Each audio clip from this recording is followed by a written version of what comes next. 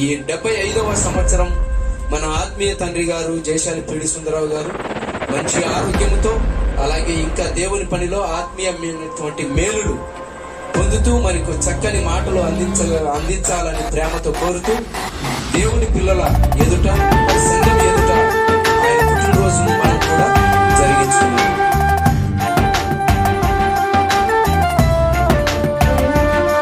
లోకానికే చరిత్రకారి, ప్రపంచానికే దైవజ్ఞాని, ఆత్మలకే రక్షణకారి.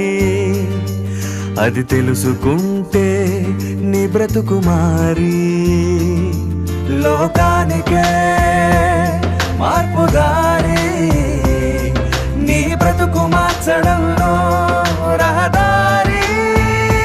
ప్రపంచ మేధావులకే సవాలుగా మారి, జయశాలిగా మాము